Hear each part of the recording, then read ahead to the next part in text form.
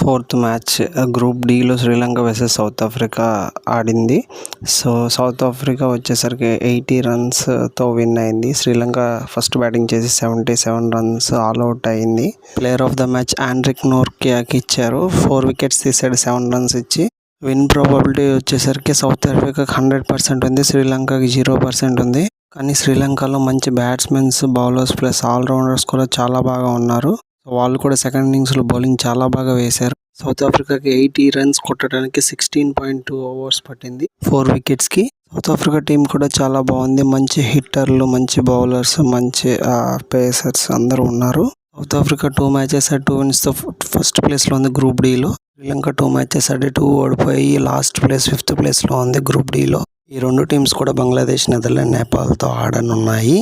For more cricket updates, like, share, subscribe and comment.